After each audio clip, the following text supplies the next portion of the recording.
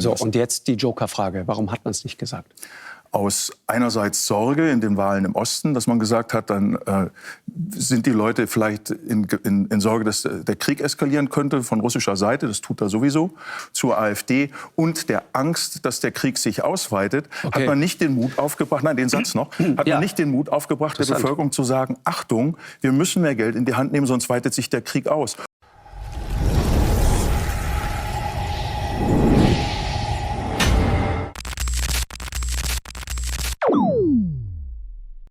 Freunde der Wahrheit, es gibt wieder einiges zu besprechen.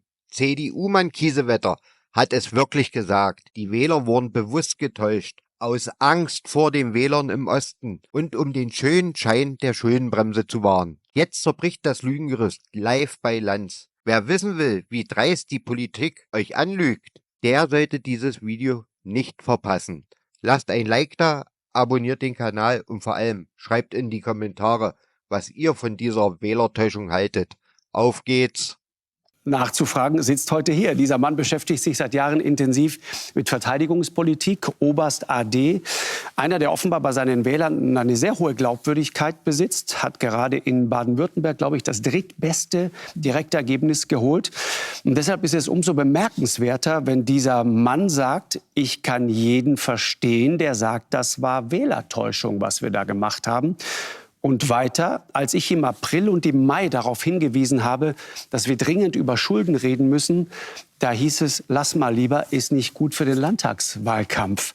Und noch so ein Knaller, das Fazit, das er aus alledem jetzt zieht, dürfte in der CDU-Zentrale im Konrad-Adenauer-Haus auch keine Jubelstürme auslösen. In Wahrheit, sagt er nämlich, ist es so, obwohl sie gar nicht mit am Tisch saßen, haben sich die Grünen in allen Punkten durchgesetzt. Wie meint er das? Herzlich willkommen, Roderich Kiesewetter. Freue mich sehr. Guten Abend.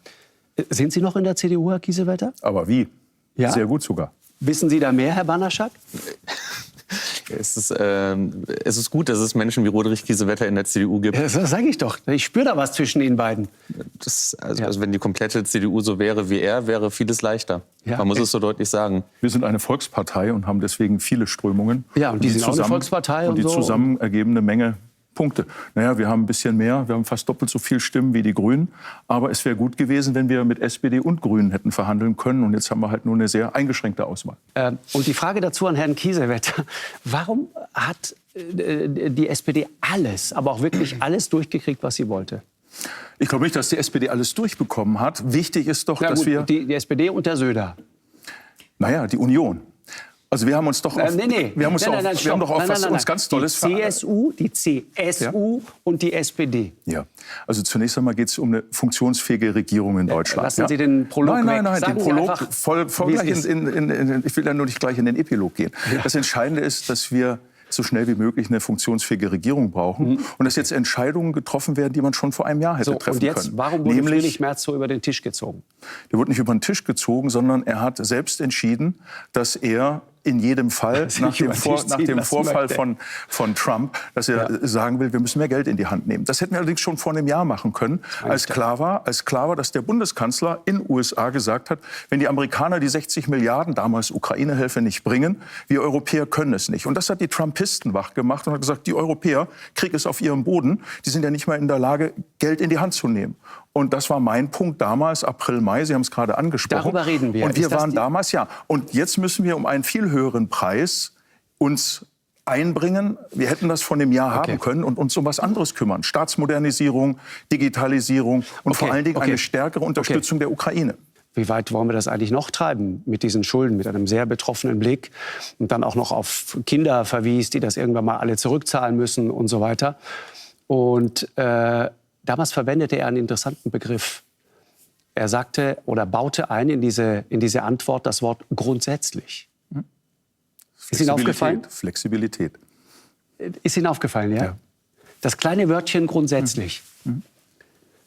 Also das heißt, man erweckt den Eindruck, dass einem diese Schulden, da lachen Sie schon, ne, wahnsinnig wichtig ist, aber in Wahrheit ist man halt nur grundsätzlich der Meinung. Aber es kann natürlich eine Lage geben, wo es dann alles ganz anders gemacht ist. Aber die Lage hat sich ja auch dramatisch geändert. Ja, nicht wirklich. Dass Trump Sie nämlich haben die doch letztes Jahr im Ukraine... April schon gesagt. Ja, weil ich das kommen habe sehen. Ja, genau. Für mich war das klar, dass das so kommt. Warum hat Ihnen keiner zugehört? Hat man schon. Man hat ja dann deutlich gesagt, das ist eine isolierte Einzelmeinung. Aber jetzt kommt Im alles. Ernst jetzt? Das war die Formulierung? Die isolierte Einzelmeinung, ja, bei Illner, ganz offen.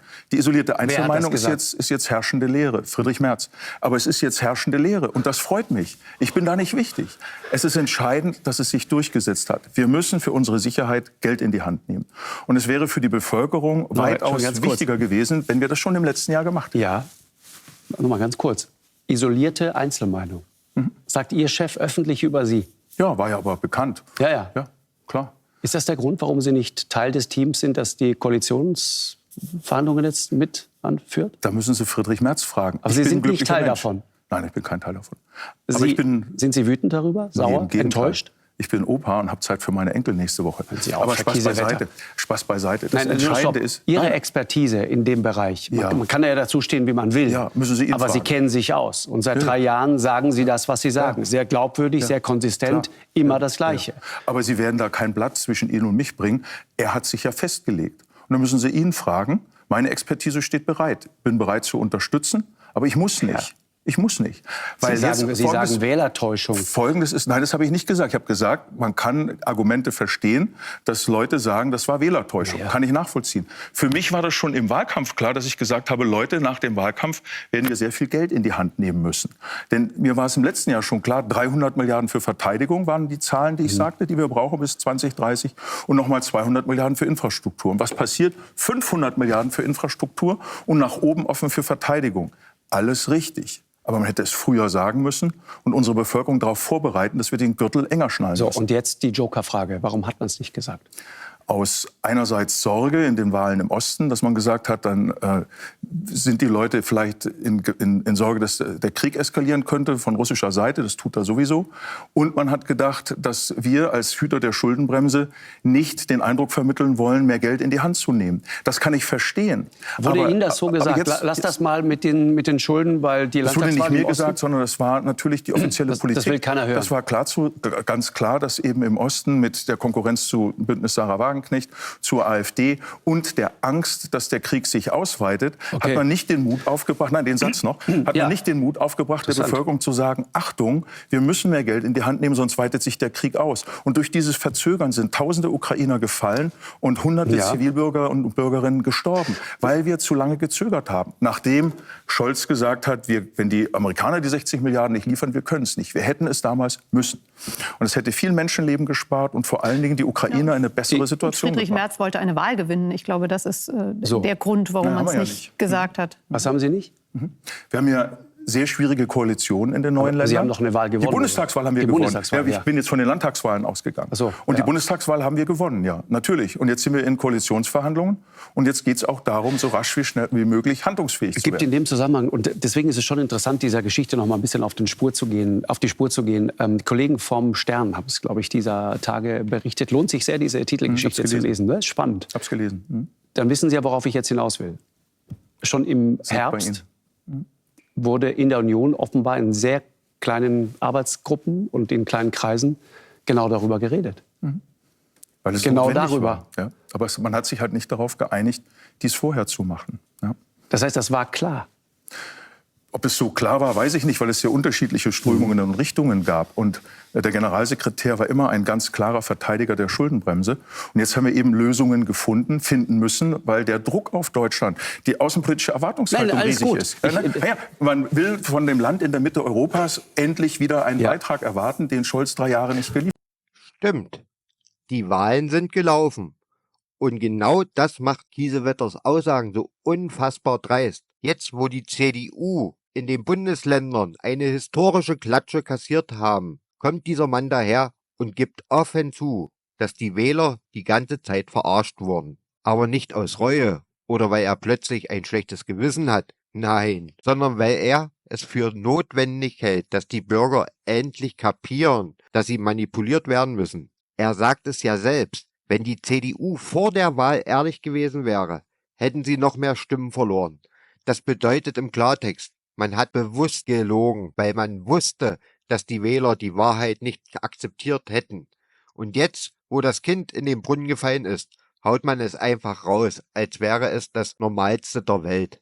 Das ist keine Politik mehr. Das ist Betrug am Wähler. Sie haben so getan, als würden sie sich von den Grünen abgrenzen, als wären sie der vernünftige Gegenpol zu Hofreiter und Co. Und jetzt stellt sich raus, dass Kiesewetter im Grunde dieselbe Agenda verfolgt. Es ging nie um Ehrlichkeit. Es ging nie um eine echte Alternative. Es ging nur darum, sich über die Wahl zu retten. Und genau deshalb gehört dieser ganze Sumpf in Berlin endlich ausgetrocknet.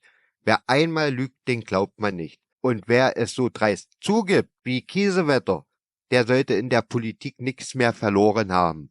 Aber was denkt ihr? Hat die CDU mit solch Leuten überhaupt noch eine Zukunft? Schreibt's in die Kommentare. Bis zum nächsten Mal.